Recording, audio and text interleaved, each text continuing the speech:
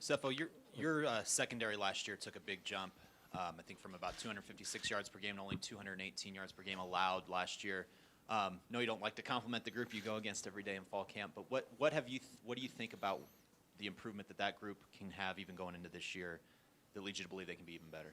So you're talking about our DBs, correct? Yes. Yeah. Okay. Yeah. No, they've definitely made a lot of strides. I saw it starting in the spring, and then, going against them in fall camp, you could definitely see a difference in terms of athleticism and coverage indicators. They do a lot of good things, as a defense, especially in the secondary. And so, I'm excited to see what they can do this year. We've got a lot of guys back there who can make some plays for us. So as you look back at last year, the starts you guys had against Hawaii, was there something that you guys feel you can fix this time and make sure that you get off to that better start? Just don't get in the way of ourselves. I think last year a lot of times in all three phases we kind of hurt ourselves in different ways. And whenever you want to be a great team, you have to limit your mistakes, especially self-inflicted ones. And so this year, especially in this first game, when you come out, you want to make sure you have all your substitutions, offense, defensively, special teams. You want that to go well and smooth, and you just want to make sure everyone knows what they're doing, what their assignment is on each play. Because if you make it harder on yourself, then it just makes it easier for the opponent. Sefo, how do you like opening the season with a rivalry game at Mile High down in Denver where the fan bases are split? Does that get your juices going, or is it just another game? To me, it's just another game. It doesn't really matter kind of who we line up against in week one. It's just another game to me. It's not to disrespect anyone, but, whoever you put in front of me, I'm going to go out there and play my best and treat each game like it's a championship game, because each week you want to go 1-0 and do your best against, whoever you line up against. Sefo, one of the things that Nelson had preached repeatedly during his time here, during our press conferences, was winning routes. Knowing that CSU secondary lost some kids to graduation, they have one returning starter. What are your expectations for your receivers to win their routes against their secondary this game? I expect them to win their routes. We have a great group of receivers, and it's no disrespect to the CSU DBs. They're great DBs over there, but I just expect, my receivers to get open and to make the plays when the time arises. And I also expect myself to, put the ball in such a way that, my receivers can catch it and then make a play after the catch. And so,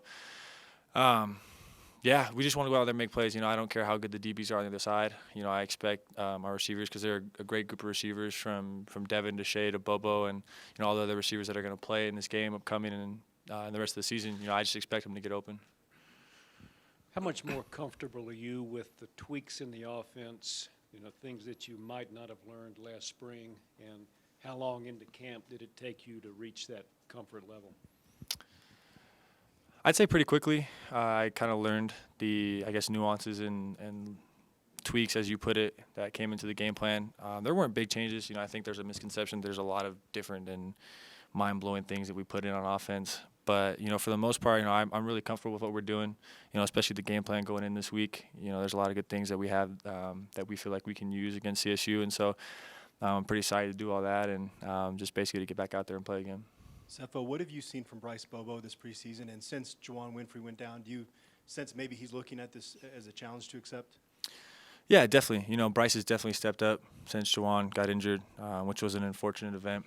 But Bobo's definitely stepped up in the mid to later part of the camp when Juwan went down, and he took majority of the reps after that. And he's gone up and made some plays. He's made some plays down the field. He's been blocking for our running backs, and so he's done a lot of great things, and he's definitely stepped up to the plate for this offense. Sefo, I talked to Shea, and he said he thought he sensed a little more urgency out of you this year in fall camp, and Tedrick called you a dog, which I assume was a positive thing to say.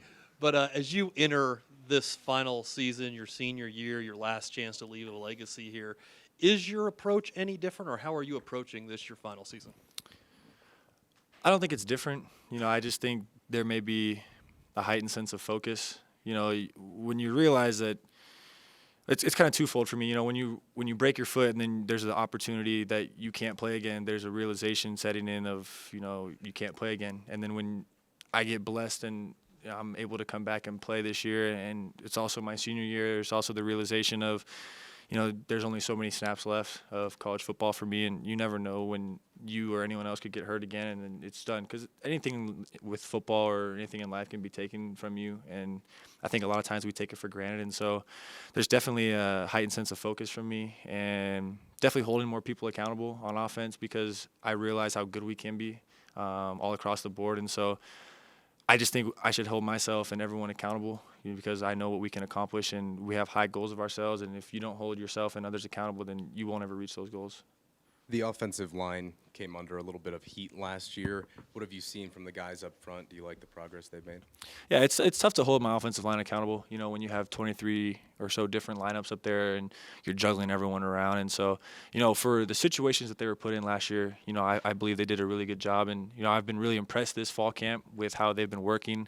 We've got a great group of guys in the ones group. And then even if there's someone who goes down, there's some guys who can step up and play and, open up some holes for the running backs and let me go back there and get the ball to our playmakers. And so I've been really impressed. Jeremy Irwin's been a great leader up there. Jared Coe's been pitching into and leading some of those young guys. And so, I expect a lot from them, especially up front in the running game. People who analyze this team say that you've got more important pieces around you, better talent, et cetera, whereas in the past you might not have had that, and you tried to do too much on occasion. Do you feel like that you try to do too much on occasion?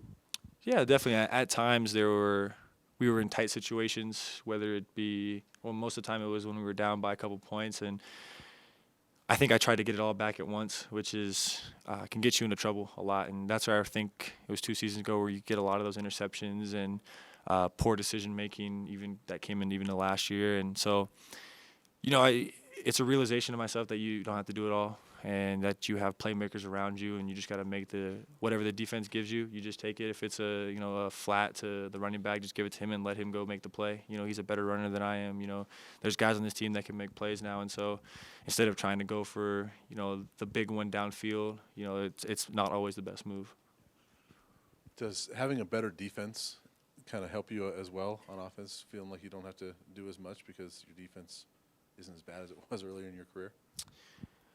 Yes, there's definitely that comfort blanket, I guess. To know that we have a defense that's so strong, but on the vice versa side, I think that having a good defense as well also pushes the offense. In this fall camp, we've had a lot of great battles against the defense, tempo-wise, 2-minute drill, all these different situations, and I think ultimately too, you just got to focus on the offense. It's kind of how we have to look at it, for whatever reason. For instance, if the offense that that our defense is going against schemes them somehow and scores a lot of points, that's why we have to focus on ourselves. And, if they score 50 points, then we have to score 51 plus points. I think that we have a great defense, and I expect them to, stop the opposing offenses. But I think on the offensive side, we have to, make sure that we do our own job, and so that we could do some great things as a team.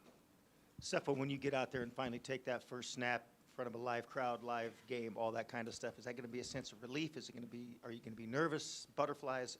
Describe what it's going to be like after being out for 10 months.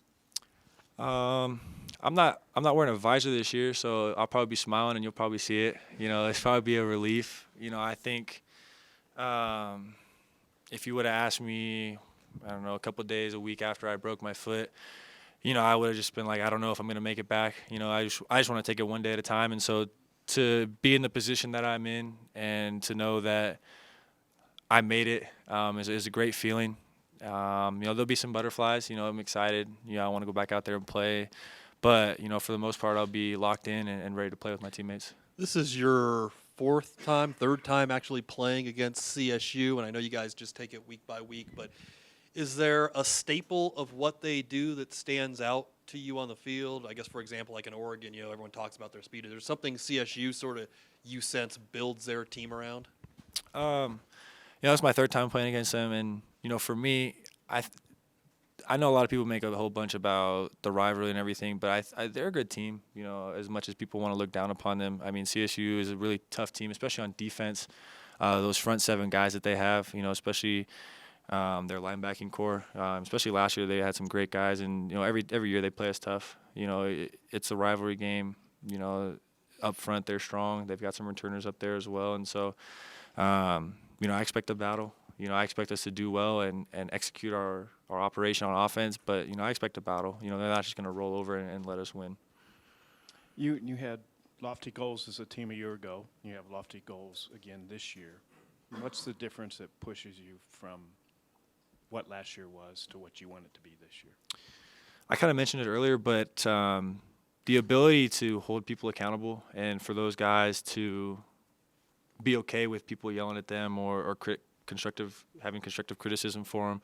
You know, people have held me accountable. You know, there was a string during practice where I missed a bunch of throws, and I was getting down on myself, and that's when all the old linemen and then Philip, you know, were telling me, you know, just calm down, you know, just make the throws, you know, go through your reads. And so it's that kind of, you know, coaches can only do so much. You know, they can put you in the right scheme, you know, to break apart a defense or the offense. And it also ultimately comes down to the players and being able to make plays and being able to hold each other accountable so that everyone's doing the right scheme and everyone's basically doing their job, because we have a talented enough team. We had a talented enough team last year. It's just all comes down to holding each other accountable and being consistent and being able to make those plays when the opportunity arises.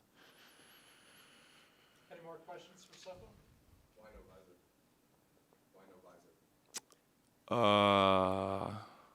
I don't know. I think I needed something different last year, and this year it's not necessary. You know, it's just a quote unquote swag, I guess, for people. I don't need it this year. You know, yeah, that's all I'm gonna say about it. Maybe said from a player standpoint, you're just kind of treating this game as another game, but do you kind of feel the buzz on campus leading into this game against CSU? I don't think so. You know, I think, especially for myself, you know, I took my Twitter down. You know, it's about blocking the noise out. When I go on campus, it's about school. You know, because you know we're student athletes as well, and so